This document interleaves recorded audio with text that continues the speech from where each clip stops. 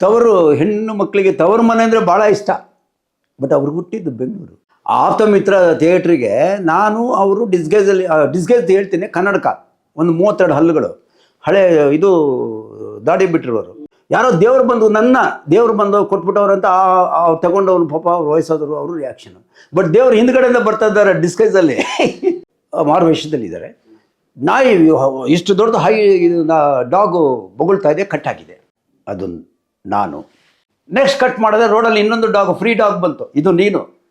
ಅಷ್ಟೊತ್ತಿಗೆ ಇವರು top star ಆದರು, ಸೂಪರ್ ಸ್ಟಾರ್. ಸರಿ, ಸುಮ್ಮನೆ ನೋಡೋಕೆ ಹೋಗಿದ್ದೆ. ಟಕ ಬಂದರು. ಆ ಸ್ಟೈಲು ರಿಯಲ್ಲೆಲ್ಲೂ ಸ್ಟೈಲೇ, ಬರ್ತು ಸ್ಟೈಲ್ ಅವ್ರು ಬರ್ತೆ. ಇವನ್ಗ ಇಲ್ಲಿ ಬಸ್ಸಲ್ಲೆಲ್ಲ ಹೋಗಿದ್ವಿ, ಅವ್ರು ಸ್ಟಾರ್ ಆದ್ಮೇಲೆ ಸೂಪರ್ ಸ್ಟಾರ್ ಡಿಸ್ಗೈಸಲ್ಲಿ ನಾನು, ರಾಜ್ಬೋದ್ರು ಅವರೆಲ್ಲ ಬಸ್ಸಲ್ಲಿ ಹೋಗಿದ್ವಿ.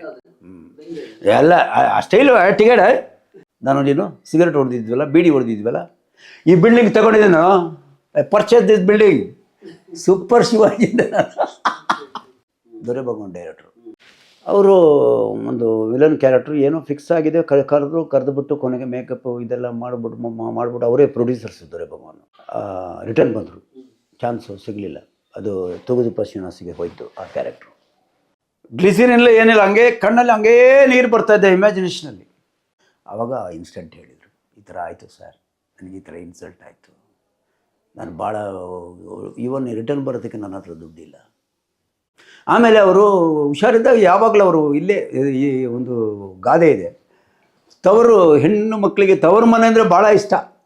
ಬಟ್ ಅವ್ರಿಗೆ ಹುಟ್ಟಿದ್ದು ಬೆಂಗಳೂರು, ತವರು ಮನೆ ಅವರಿಗೆ ಬೆಂಗಳೂರು, ಕರ್ನಾಟಕ. ಬಟ್ ಅವರು ಏನು ಮಾಡೋದು, ಬರೋದು ಈ ಬಾಬಾ ಇದು ಫೇಲ್ಯೂರ್ ಆಗೋಯ್ತು, ಫುಲ್ ದಾಡಿ ಬಿಟ್ಟಿದ್ರು. ಸರಿ, ಆವಾಗ ಇಲ್ಲೇ ಇದ್ದರು ಅವರು. ರಘು ನನಗೊಂದು ಹಳೆ ಕನ್ನಡ, ಬೆಂಗಳೂರಲ್ಲೇ ಇಲ್ಲೇ ಇದ್ದರು. ಅವು ಪಿಕ್ಚರು ಜಾಸ್ತಿ. ಆಮೇಲೆ ನೆಕ್ಸ್ಟು ಡಿಸೈಡ್ ಮಾಡೋಕ್ಕೆ ಅದನ್ನು ಒಂದು ಕತೆ ಇದೆ. ಅದಕ್ಕೊಂದು ಆಪ್ತಮಿತ್ರ, ಇದು ತಮಿಳಲ್ಲಿ ಮಾಡಿದ್ರಲ್ಲ, ಆಪ್ತಮಿತ್ರ ಥಿಯೇಟ್ರಿಗೆ ನಾನು ಅವರು ಡಿಸ್ಗೈಸ್ ಹೇಳ್ತೀನಿ, ಕನ್ನಡಕ, ಒಂದು 32 ಹಲ್ಲುಗಳು, ಹಳೆ ಇದು ದಾಡಿ ಬಿಟ್ಟಿರೋರು, ಆಯಿತಾ. ಆಮೇಲೆ ಇದು ವಿಗ್ಗು ಇದು ಮಾಡಿಬಿಟ್ಟು ಒಂದು ಲುಂಗಿ, ಒಂದು ಸ್ಟಿಕ್ಕು, ಆಯಿತಾ. ಸರಿ, ಬಾ ನಡಿ ಹೋಗೋಣ ಅಂತ ಹೇಳ್ಬಿಟ್ಟು ಅವ್ರು ಎಲ್ಲೆಲ್ಲಿ ಅವರು ಓಡಾಡಿದ್ರು ಆ ಜಾಗಕ್ಕೆ ಹೋಗೋದು ನಾವು.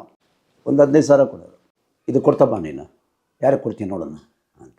ನಾನೇನು ಮಾಡೋದು, ಯಾರಾದರೂ ಒಡೆ ಹಾಕೋರು, ಈ ಡಸ್ಟ್ಬಿನ್ನು ಅಂಥವ್ರು ವಯಸ್ಸಾದವರು, ಅವ್ರಿಗೆಲ್ಲ ತಗೊಂಡೋಗಿ ಅವನು ಹಿಂದೆ ತಿರುಗಿ ನೋಡೋನು, 1000 ರೂಪಾಯಿ ಕೊಡೋನು ನಾನು ಅವ್ರಿಗೆ, ತಗೋ 1000 ರೂಪಾಯಿ ಅಂತ. ಸರಿ, ಅವನ ರಿಯಾಕ್ಷನ್ ಹೆಂಗಿತ್ತು ಅಂದರೆ, ಯಾರೋ ದೇವ್ರು ಬಂದು ಕೊಟ್ಬಿಟ್ಟವ್ರಂತ ತಗೊಂಡವ್ನು ಪಾಪ ಅವ್ರು ವಯಸ್ಸಾದರು, ಅವರು ರಿಯಾಕ್ಷನ್.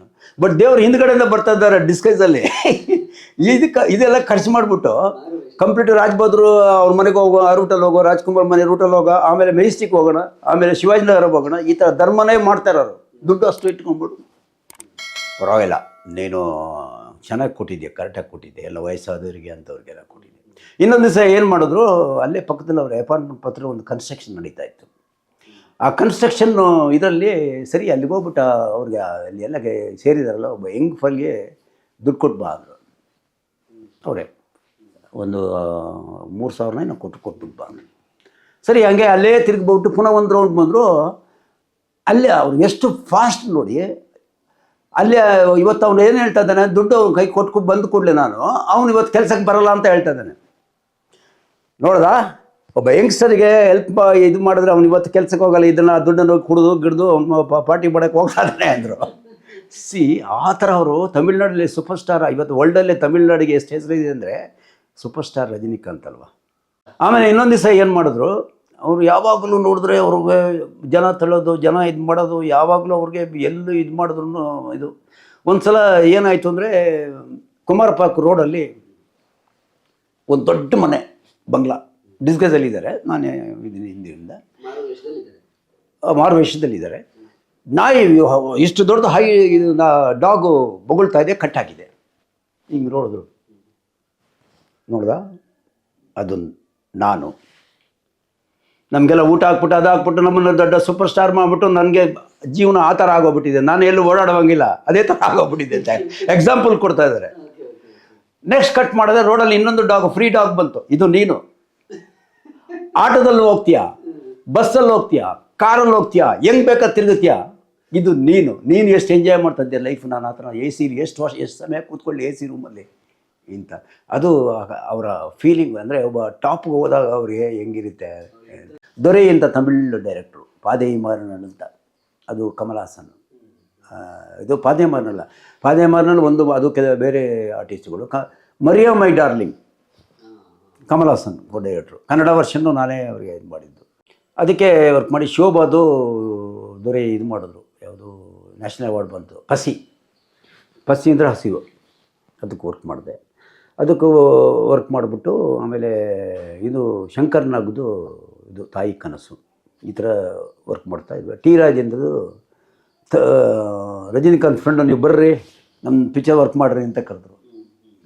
ಇದು ರೈಲ್ ಪಯಣಗಳು ಪ್ರೊಡ್ಯೂಸರ್ ಗುರುಪಾದ ಅಂತ ಅವರು, ಅವ್ರು ಕನ್ನಡದವರೇ ಪ್ರೊಡ್ಯೂಸರು, ಗುರುಪಾದ ಅಂತವರು.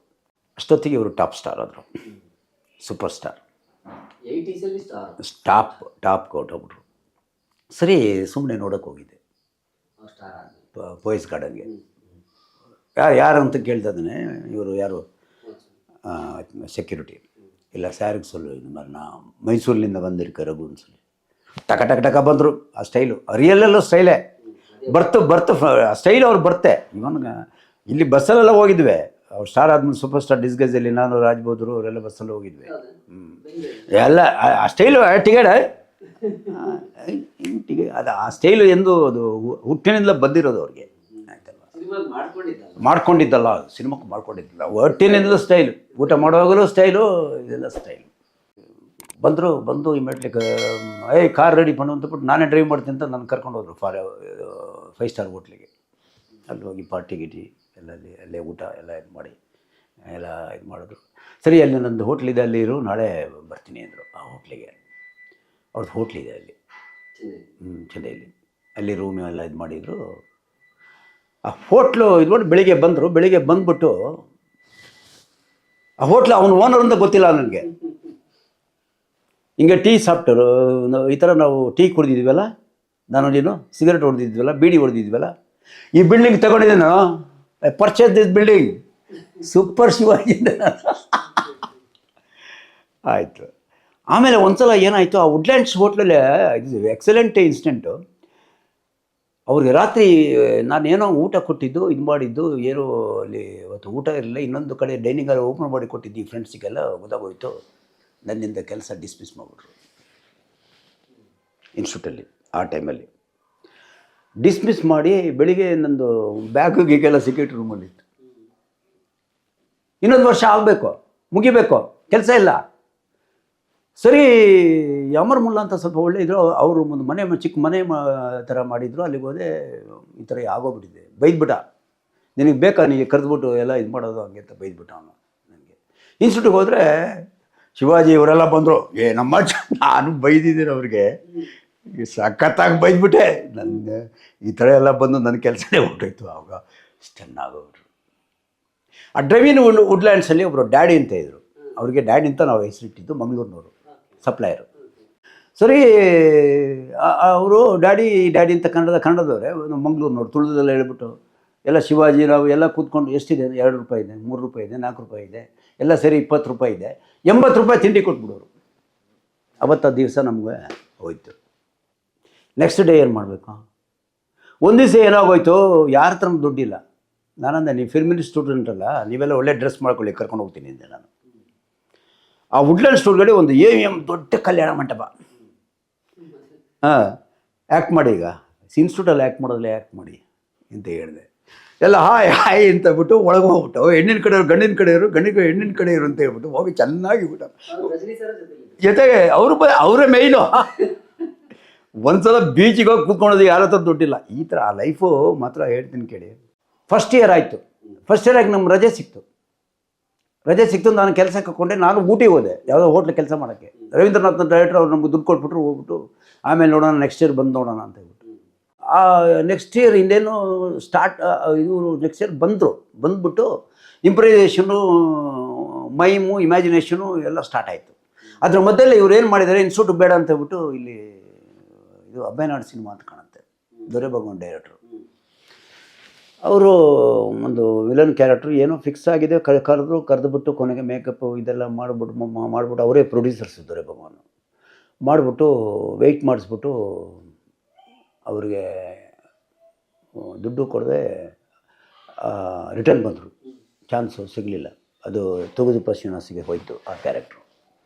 ಅಲ್ಲಿಗೆ ಬಂದು ಅವತ್ತು ಬಂದವರು ಏನು ಮಾಡಿದ್ರು, ಜಿ ವಿ ಶಿವಾನಂದೆ ಟೇಕಿಂಗ್ ಕ್ಲಾಸ್, ಅವ್ರು ಉಷಾ ಅರಸು ಇಮ್ಯಾಜಿನೇಷನ್ ಕ್ಲಾಸು, ಎಲ್ಲರೂ ಮಾಡಬೇಕು. ಹಿಂಗೆ ಕೂತವ್ರೆ, ಹಿಂಗೆ ಕೂತ್ಬಿಟ್ಟು ಅಲ್ಲಿಗೆ ಹೋಗಿ ಬಂದಿದ್ದು ಹಿಂಗೆ ಕೂತವ್ರೆ. ಗ್ಲಿಸಿರಿನ್ಲ ಏನಿಲ್ಲ, ಹಂಗೆ ಕಣ್ಣಲ್ಲಿ ಹಂಗೇ ನೀರು ಬರ್ತಾಯಿದ್ದೆ ಇಮ್ಯಾಜಿನೇಷನಲ್ಲಿ. ರಜನಿಕಾಂತ್ಗೆ, ಶಿವಾಜಿರಾವ್ ಗಾಯಕ್ವಾಡ್ಗೆ ಇನ್ಸ್ಟಿಟ್ಯೂಟ್ನಲ್ಲಿ. ಆಗ ಇವರು ಜಿ ವಿ ಶಿವಾನಂದ್ ಅವ್ರು ಕೇಳಿದರು, ಅಲ್ಲ ಶಿವಾಜಿ, ಹೆಂಗೆ ಗ್ಲಿಸರಿನ್ ಇಲ್ಲದೆ ಹೆಂಗೆ ಇಮ್ಯಾಜಿನೇಷನಲ್ಲಿ ಕಣ್ಣಲ್ಲಿ ಅಷ್ಟು ನೀರು ಬರ್ತಾರೆ, ದೊಡ್ಡ ದೊಡ್ಡ ಹೀರೋಸೇ ಗ್ಲಿಸರಿನ್ ಯೂಸ್ ಮಾಡ್ತಾರೆ, ಹೀರೋಯಿನ್ಸ್ ಯೂಸ್ ಮಾಡ್ತಾರೆ, ಹೆಂಗೆ? ಆವಾಗ ಇನ್ಸ್ಟೆಂಟ್ ಹೇಳಿದರು, ಈ ಥರ ಆಯಿತು ಸರ್, ನನಗೆ ಈ ಥರ ಇನ್ಸಲ್ಟ್ ಆಯಿತು, ನಾನು ಭಾಳ ಈವನ್ ರಿಟರ್ನ್ ಬರೋದಕ್ಕೆ ನನ್ನ ಹತ್ರ ದುಡ್ಡಿಲ್ಲ. ಅವರು ಯಾವ ಥರ ಅವ್ರಿಗೆ ಇನ್ಸಲ್ಟ್ ಮಾಡಿದ್ರೆ ಅಷ್ಟು ಜನಕ್ಕೆ ಅವ್ರು ರಿವೆಂಜು ಕೂಡ ತಗೊಂಡ್ರು. That is super star. As taken, is become a super star. ಅವ್ರಿಗೆ ದೊರೆ ಭಗವಾನಿಗೆ ಡೇಟ್ಸ್ ಎಲ್ಲ ಕೊಟ್ಬಿಟ್ಟು, ಸೆಟ್ಟೆಲ್ಲ ಹಾಕ್ಬಿಟ್ಟು, ಆಮೇಲೆ ಅಡ್ವಾನ್ಸ್ ಎಲ್ಲ ತಗೊಂಡ್ಬಿಟ್ಟು ಅವ್ರು ಮಾಡಿದೆ. ಅವರು ಈಸ್ ಟೇಕನ್ ಇದು ಕೂಡ ತಗೊಂಡ್ರು. ಇದು ಓಮ್ ಪಿಕ್ಚರ್ನ ಇದು ನೋಡೋಕ್ಕೆ ಇವರು ಅರೇಂಜ್ ಮಾಡಿದರು. ನಾವು ಪ್ರಸಾದ್ ಸ್ಟುಡಿಯೋಗೆ ಹೋಗಿದ್ವು.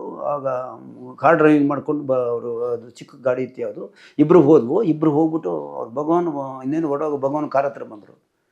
ಎಲ್ಲ ಎ ಸಿ ಇದು ಕ್ಲೋಸ್ ಆಗಿತ್ತು. ಅವ್ರು ಹೇಳಿದರು, ಏನು ಈ ಮನುಷ್ಯ ಅಂತ ಬೈದರು. ಆ ಕೋಪ ಇತ್ತು ಅವ್ರ ಹತ್ರ. ಆಗ ರವೀಂದ್ರನಾಥ್ ಕೇಳೇಬಿಟ್ರು, ಅವರು ನೋಡಿ ನೀವು ಈ ಥರ ಮಾಡಿದ್ರೆ ಅವ್ರಿಗೆ ಶಿವಾಜಿಗೆ ಆ ಟೈಮಲ್ಲಿ ಅವ್ರಿಗೆ ಚಾನ್ಸ್ ಕೊಡ್ತೀನಿ ಅಂತ ಹೇಳ್ಬಿಟ್ಟು ಇದು ಮಾಡಿದ್ರೆ ಅವ್ರು ಮಾಡಲ್ಲ, ನಿಮ್ಗೆ ಯಾಕೆ ಸುಮ್ಮನೆ ಅಡ್ವಾನ್ಸ್ ಹಿಂದೆ ತಗೊಂಡೋಗಿದ್ರು. ಸಿನಿಮಾ ರಂಗದ ಹೆಚ್ಚಿನ ಇನ್ಫಾರ್ಮೇಷನ್ಗಳಿಗಾಗಿ ಡೈಲಿ ಮಾಧ್ಯಮವನ್ನು ಸಬ್ಸ್ಕ್ರೈಬ್ ಮಾಡಿ, ಸಪೋರ್ಟ್ ಮಾಡಿ.